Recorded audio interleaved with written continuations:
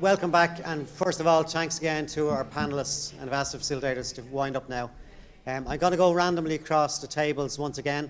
We'll try to get through as many. If I could ask you when you're posing the question, just to say it's from the table or it's just from you yourself, you introduce your name and who on the panel you would like to pose the question initially to. So I'm going to start randomly. If you can go to table number 2, please. Table number 2.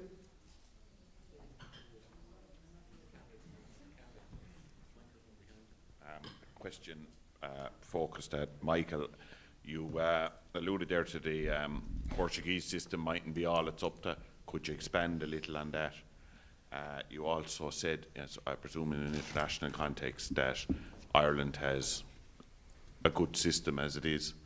I suppose our aspirations are for it to be better, but how would you see it in an international context? Are we good? Are we poor? Where are we poor? With your international experience and particularly the Portuguese thing. Thank you. Is this working? Yeah, it is, obviously. Having said that, I worked there for 4 years and I watched the way they operate. You know, the Irish have a tendency, I think, to knock everything we have ourselves. We've been at this since 1977. The Misuse of Drugs Act came in 1977. And we quickly realised, you know, dealing with heroin addicts, you need to get them treatment. And heroin addicts, by their very nature, lead a very chaotic life. And you need to have that approach to get them to court and say, now go get treatment. And in very many cases, there are many drug counsellors today who will tell you that they would never have got off drugs except they landed in court.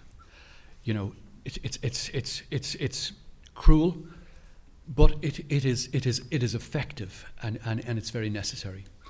The Portuguese model. I don't want to be overcritical of Portugal. Look, it's a nice country. They're very nice people. They're very lucky. They have the crime levels that they have. And the criminals that they're dealing with, they're in the halfpenny place compared to our criminals, I have to say. We're dealing with criminal lunatics at times, not always. So their model is geared. It came about pre-2000 because of the HIV outbreak. They had a huge number of people using heroin. They didn't have the crime levels we had, but they had a huge number of people using heroin. So they brought this system in, and they believed that this system would work. It certainly brought down the number of heroin addicts. So what the difference was, they decided we'll stop locking these people up, we'll stop locking everybody in possession of drugs up, and we'll start getting them treatment. Well, we've been getting them treatment, like I say, since 77. Our system works. What goes wrong with our system? Funding. If the treatment and rehabilitation services aren't there, you can't tell an addict to go and get treatment. And I'm not talking about some fellow who uses cocaine on a weekend or something. I'm talking about somebody who's addicted to either cocaine or hash or heroin in particular. And if he wanders off and he can't get a place and he can't get a bed, and even if he gets all these things, the follow-up, the psychological effect on him being addicted, the fact that he could fall off the wagon, even following on from housing and getting him a job and getting him no point in getting him treated, and he comes back to an area where all the guys are using heroin. He's, you can't do that. So this whole follow-up system is necessary, and it's necessary and it costs money. And if you start cutting corners, as happens in the past, there's recessions and there's all sorts of government spendings. If you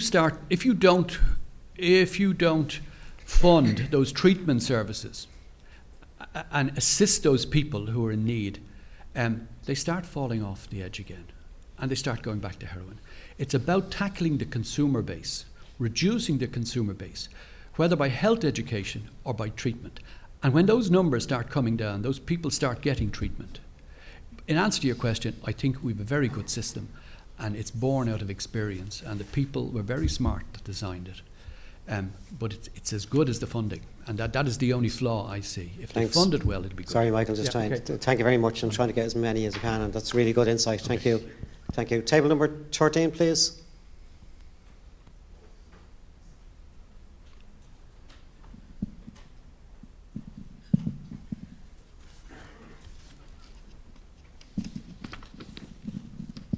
Hi.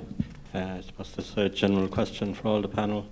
Is there any research to show an increase between the decriminalisation of drugs and other social problems like homelessness? I might just move this around the panel a bit because I think it's good on, but maybe Sean, firstly, from your academic perspective, if you're aware or knowledgeable about such research. Not really, no. I mean, I think I was saying to you, Paul, that our focus really is getting under the bonnet about how these things operate in local communities. And I think that the evidence is kind of mixed on this, to be honest, and that's partly why these kind of deliberative processes that we have with the Citizens' Assembly are entirely the right way to go about it. Okay, maybe can I just ask Siobhan and then Seamus. Siobhan, first of all, please. Any views or just of information or knowledge of decriminalisation and benefits, etc.? I suppose just like Sean, wouldn't be aware of research to prove, because the work that the Drive project is doing is directly working with families and communities to support them when they are impacted by drug-related intimidation. So, okay. No, look, it's a really big issue because it comes up at people have views, but we've yet to get under the bonnet and understand it better. But maybe just from a Garda perspective, Seamus, any immediate thoughts or views? Yeah, very briefly, I'm not aware of any empirical research at all that has proved any of this or shown this. I think it's important to point out, in relation to the Portuguese model, drugs are still illegal. And even though there's a lot of talk about the Portuguese model and a lot of people have looked into it, I'm not aware of any other jurisdiction that has actually implemented it either. Okay. And you know, if you look at legal cigarettes, cigarettes are legal. There's a booming multi-billion euro illegal cigarette industry which impacts Ireland and impacts other countries. And I think so if you look at that, I think even without any empirical research, I think I'd be happy enough to say it will not solve the problem. Criminality will still exist. Michael, briefly, Michael. I'm going to be very brief. I don't have the research. I'm sure there is research out there. I just want to talk about head shops for 1 minute. In 2007 to 2010, we had a serious problem with psychoactive substances. What were they? Powders coming in from Canada. Head shops popped up all over the place. Young people were buying these powders, getting legal highs and having serious effects, nervous breakdowns and various other health, serious life-changing effects. We put people outside the door of the head shops, trying to persuade them not to go in, persuading young people. They say, look, it's legal, so it can't be that harmful. So after 2.5 years, the law was changed, and in 2010, head shops were made illegal. Well, they weren't made illegal, but psychoactive substances were made illegal, and it stopped. And the people stopped using them. It is very dangerous to tell people, this is not illegal. They then make the jump, well, it's not harmful, particularly younger people. That's all. No, and thank you on a really good point, well made, good analogy. And we will be coming back to this tomorrow as well in the discussion around legislation, so just rest assured. Okay, can I go to table number 9, please?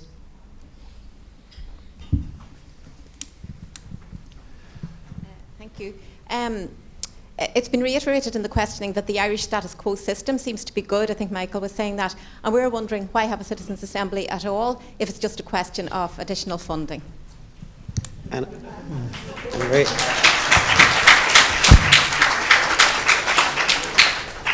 a really good point made, because resourcing and funding has come up consistently, but you know, is that the issue in its own? Is a fair question. Can I put that firstly to? Actually, can I put it to Siobhan just firstly? Siobhan did make a point around funding, but you know, is it something wider? Is the system working, or do we need to change? Is the status quo suffice? I think, as I said earlier on, the key word is working in collaboration, interagency. For a long time, we haven't been doing that, and I think that would help if that was changed. And I suppose with the Drive project, I know I'm banging on about it, but that's the key thing. It's about working together and working in collaboration, and that's what's helping, and that's what's helping families and communities and making it better for them, making it easier for victims of drug-related intimidation. So yeah, okay. I think that would be, apart from funding, share the learning, work together, work in collaboration. And that did come true in previous assembly when inter-organisations, inter-agencies work together well. There's good successes. But, yeah. Sean, can I ask you, I know you might want to come in this one as well? Sure. I might answer the question directly about why a citizens' assembly. This issue is what falls into the kind of research realm of what they call wicked problems. And wicked problems are regressive problems. They're really, really complex. And the thing about them is that you can't separate the science from values. So people have multiple perspectives on drugs use, on decriminalisation, and it's really, really important to get multiple views on people's value systems as well as looking at the science. And, you know, as I was saying before, the science is conflicted on it. You know, you can find studies supporting any particular position you want to in relation to this. So I actually think that these kind of forums are so important because you get a wide range of opinion that balances the values and the science. You know, very well made. And maybe just from a Garda perspective, because I think the question was posed very well. You know, is the status quo suffice? Is it just resourcing? Do we need to change something? Maybe, Seamus. Yeah, I think that's a fantastic question and very well put. I agree with exactly what Siobhan and Sean have said. It's you know, if you go back to what we're listening to, you know, this isn't a law enforcement problem. Siobhan rightly put it, it's about collaboration with everybody, and the root problem and the cause of all this is consumption. You know, and you'll have seen that consistently through a number of the presentations. So Citizens' Assembly is absolutely, I think, a fantastic idea for us to have these discussions and to deal with questions that are actually like that. So how can we deal with something that's actually a global issue across borders? We can't deal with it in isolation internationally. We actually can't deal with it in isolation nationally either. It's all about the partnerships and it's all about working together. But a very well put question, and you know, it's down to consumption. That's what we have to deal with. There is only one way in which you're going to deal with this nationally and internationally, and that's reduce consumption. Okay, thank you. Can I go to table 6, please?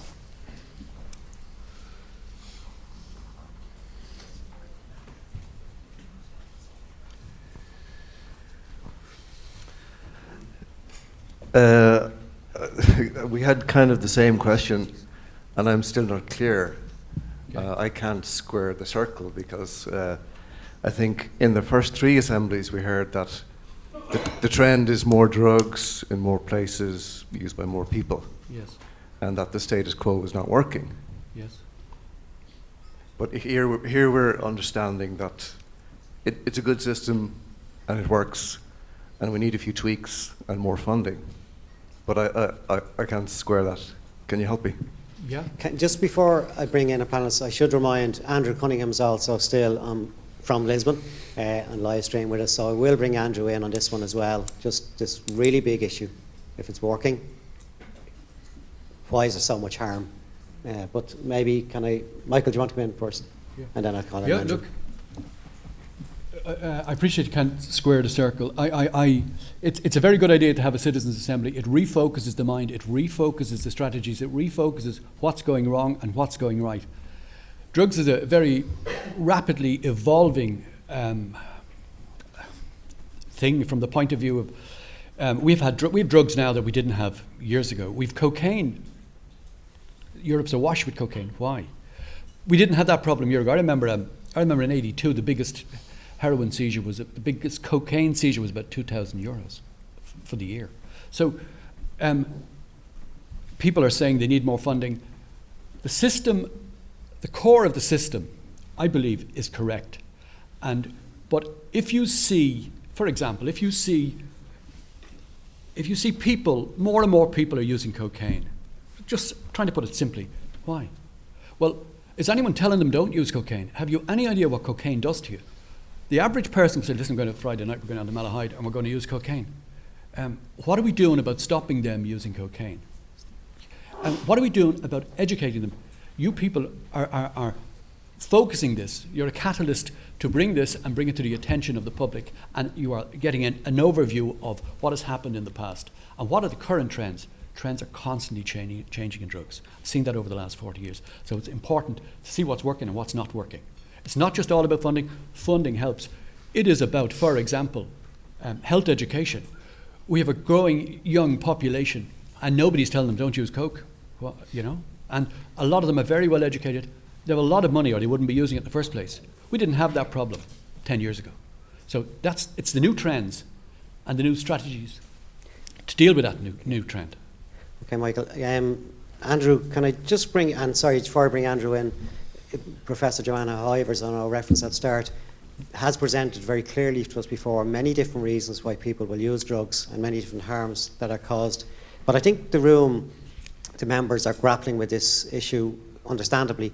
You know, if the status quo is, needs some revision, or is it really something much different needs to happen to put us on a different paradigm in terms of the harm and hurt we've heard? So that's where I think all our minds are at. Andrew, can I just ask you a couple of things briefly, just on what you've heard, but also you may have a contrasting view about the Portuguese model. You're living in Lisbon, I understand, but just any contrasting views about what you may have heard here today, or any views? No, I mean, I think you're grappling there with the thing that we all grapple with, as the professor said. It's a wicked problem. There are no silver bullets or easy solutions to this.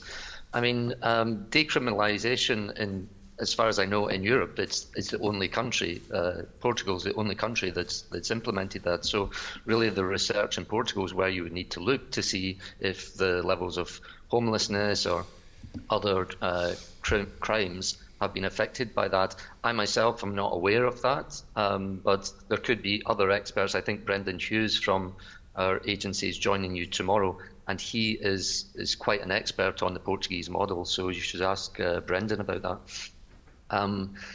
I think what Seamus was saying is correct. Drug policies are geared towards reducing supply and reducing demand. It's a balanced policy. We don't have this war on drugs in Europe. We don't talk about that. We have a balanced approach to the drug issue, reducing supply, reducing demand. We know from law enforcement, I've been working in law enforcement for almost 30 years, we know that law enforcement is just there to try and stem supply. Supply is always going to be there as long as demand is there. The real gain to be made in the drugs issue is reducing demand, and the best way to do that is by good prevention programs. And we know in the recent years we've got a European curriculum on prevention, and that's the key. We know what works to influence the behaviours of young people, and we really need to invest more in prevention programs. Invest in treatment, invest in harm reduction, invest in all of those services that you're discussing today, but really make a good investment in prevention, because that's really what's going to reduce the demand. And when the demand goes down, that will have an impact on the supply. Thank you, Andrew, and thanks for your insight. If I can, the issue of education and prevention, which is coming through again. We will have a full assembly meeting, our next one, on the issue, so every speaker has referenced it. Seamus? Yeah, sorry, Joseph, if I can add on the end of that, I think it's important that everybody realises the status quo is not being maintained. It's never being maintained. This is a continuous sort of movement environment that we're working in.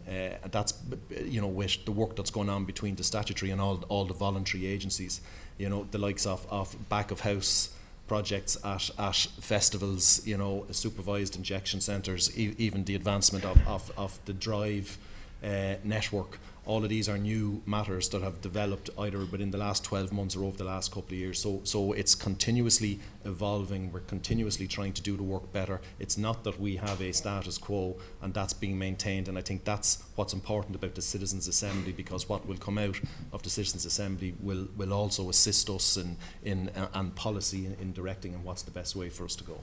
Okay, well, let's see where the Citizens' Assembly comes down in terms of recommendations, and we've a bit more to do yet. Keep going. Can I go to table number 4, please?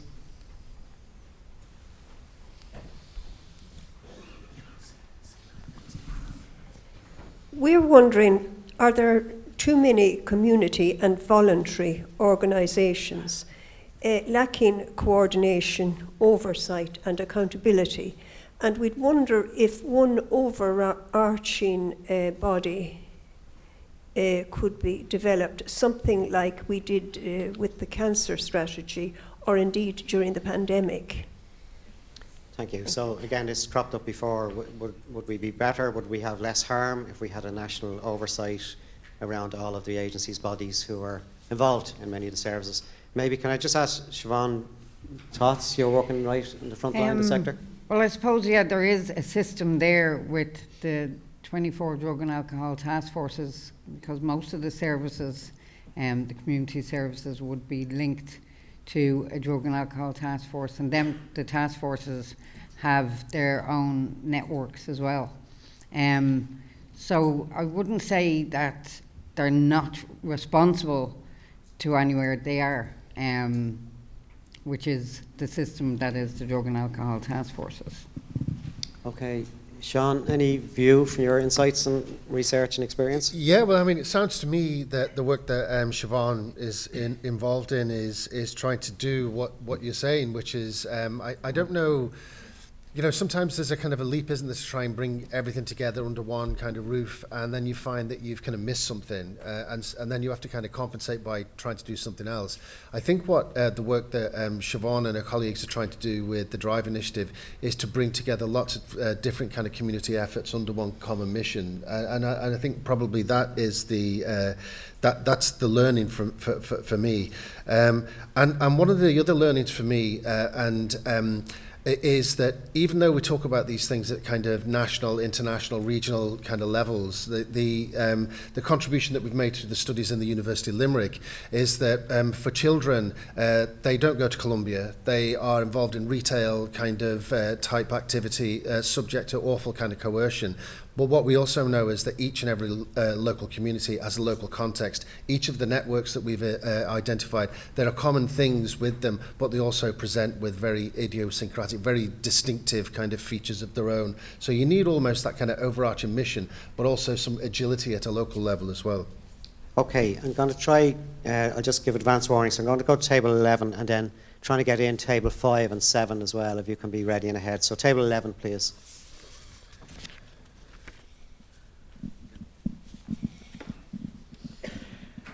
I guess this is just directed towards the entire panel. Just the position, just your general position on this matter kind of juxtaposes with many of the other speakers that we have listened to, kind of the general like interest that most of them had, or like what they desired was civil, not criminal, and your stance seems to juxtapose with this notion.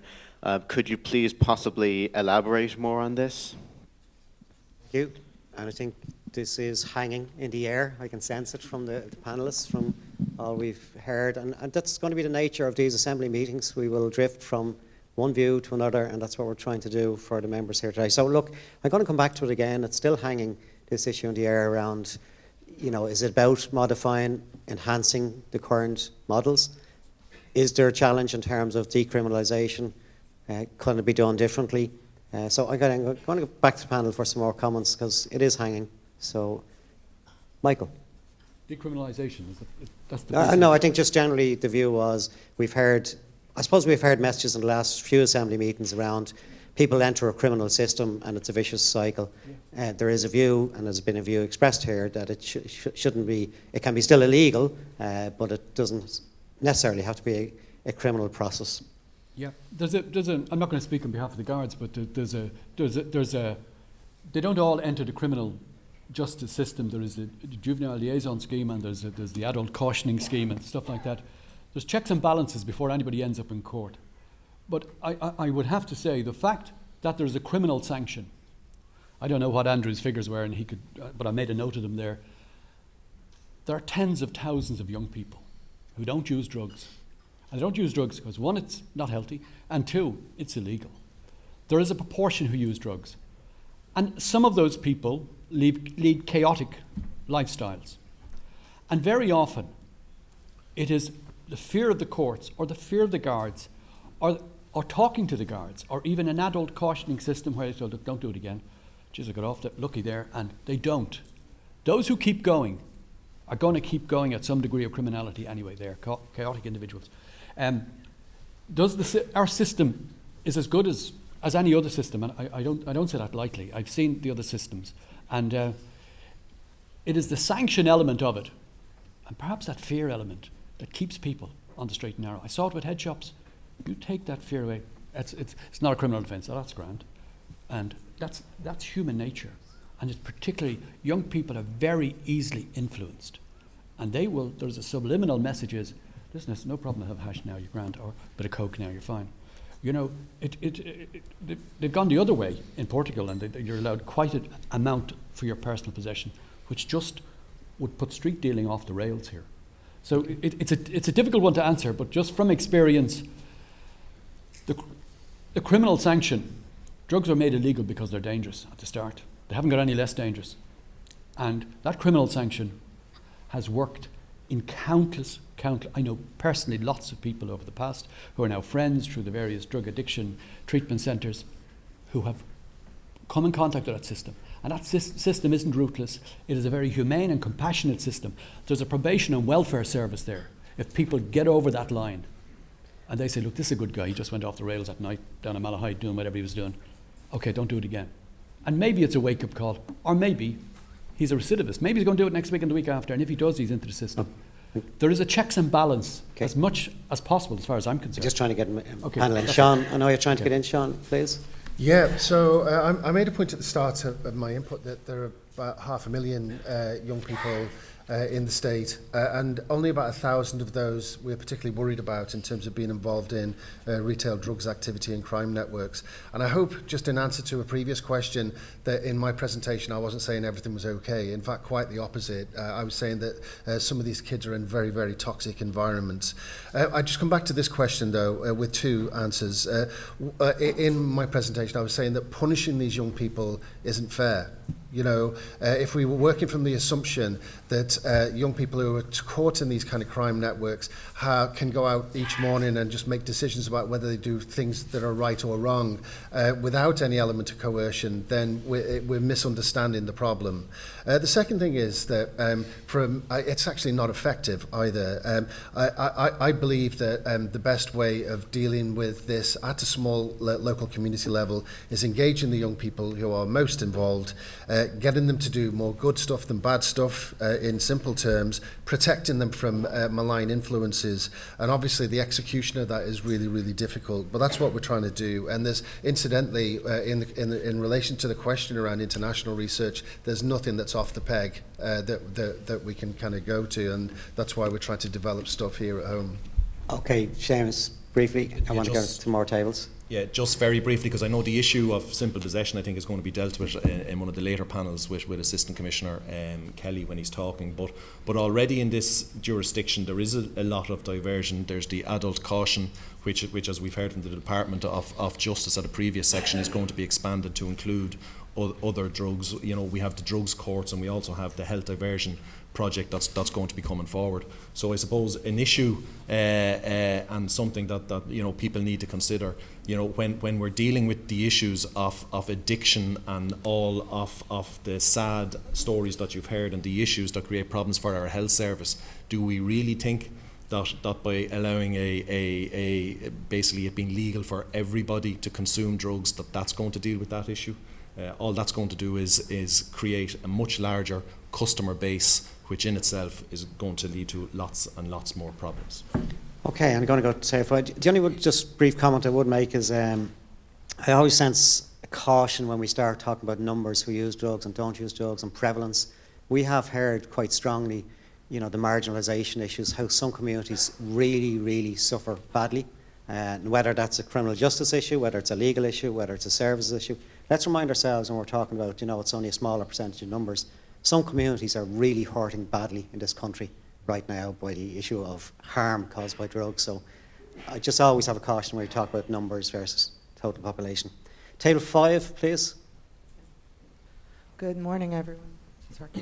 Thank you very much for your presentations. We have a question around funding. You were talking about the money that was seized from drugs, and obviously CAB sees a lot of money through every year. Can that funding go directly into the services that we're looking to provide? Is that a possibility? Can that be done? Sorry, where does it go at the minute? No, that's okay. There's a very simple answer to that, and I know the Department of Justice and the Minister for Justice does issue funding that is from cash that will have been returned from, whether it be Criminal Assets Bureau investigations or Garda investigations into the Exchequer. And this is something that raises its head every couple of years. So when I talk about 24 million being seized, I was in cash, I was only talking about 24 million that was actually seized by my bureau, the Garda National Drugs and Organised Crime Bureau. There's much more cash being seized. The Criminal Assets Bureau issue a yearly annual report which will show the amount of cash they're returning to the Exchequer, and on Garda Síochána also in relation to the cash being returned by the force in general. And as do our revenue commissioners and customs colleagues, who sees a lot of cash as it's entering or leaving the state. So you know, that's really a matter for government. That's a matter for the Exchequer. All of that money, when court proceedings are finished, is all lodged back into the government funds, and there are systems already that I know the Department of Justice have raised where some of that money does go to local funding. It's not a matter for Garda Síochána. Okay, I'm going to keep going. Table number 7, please, if I can. Oh yeah, we've heard a lot about back and forth between different systems. Could it not be said that we could use the best of each system to kind of have a flexible approach? So say, for example, using more dissuasion for younger people, and then for maybe older people, putting them in front of judges might work better. And secondly, on that point, in terms of just a bit more expansion, maybe Siobhan, on the activities of Drive on the ground, kind of what they do when they're engaging with the communities. Might go to Siobhan first on that one. Thanks, Graham. Siobhan? Sure, yeah. I wanted to say it in my presentation, but I didn't get enough time. And Paul is ruthless, in fairness. To support family members that are victims of drug-related intimidation today, we have the drug-related intimidation reporting programme, and what that is, there's a nominated inspector and Drive liaison person in every task force area that can support family members if they would like to choose to speak to a nominated inspector. Not all family members do, but there's still supports available to them. There's family support available, there's counselling, there's youth counselling if young people in the family are impacted by drug-related intimidation. So that can happen today, which is great. Just to say, we have the Drive project website up and running, so if you want to have a glance at that. There's nominated inspectors in every area. We have the list there. We have the list of all the drug and alcohol task forces. So right now, there is support available for victims of drug-related intimidation. And depending on the task force area, and depending on the family member themselves, what it is that they need, whether it be counselling or youth counselling. But there's something for every member of the family that are victims of drug-related intimidation. And sorry, just on the first part of Graham's question, if I can ask the panel just briefly again, because we need to go back to the tables, just briefly in terms of flexibility, different approaches, whether it's ages or communities, is there any room for diversity and change in there? I suppose, again, with flexibility, we have to be flexible. We have to be working together. We have to be sharing the learning. And just from a Garda perspective as well, sorry, I just meant from it. Yeah, just come back to what Sean says, it is all about collaboration. You know, we work with all of the other agencies. I think the presentation that Sean gave about the very strategic analysis that's being done to try and get to the actual root cause of the problems in certain communities, you know, is the very strategic kind of outlook that we're all engaged in at the moment. And like, the message does need to get out there. Again, consumption is the problem. It's not law enforcement isn't the problem, and treatment, you know, isn't the problem. We're all trying to keep up with the actual consumption that's out there. And, you know, issues like even the narrative and our common speak. We talk about party drugs, we talk about recreational drugs. It's almost as though, well, they're drugs, but sure, they're only a bit of crack, really, and they're a bit illegal.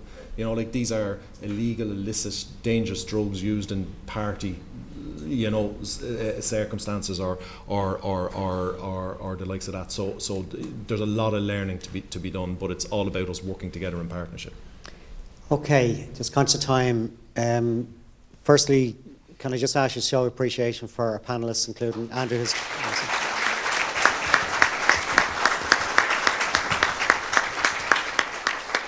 And thank you, Andrew, in Lisbon as well. And I know this has been a really important session because it does challenge some issues that we may have heard before, some themes we may have heard before, and that's part of this process. So thanks to our panel again for, and I still feel it's hanging in the air, and that's probably where we should be right now. Can I ask you just for the next 15 minutes, we have eaten, and I have eaten at some of the time in Q&A there, but I think it's important you do go back and reflect on your tables now, have a dialogue with your facilitators on what you've heard this morning, where you think you're at, and then we'll have a coffee break. Thank you.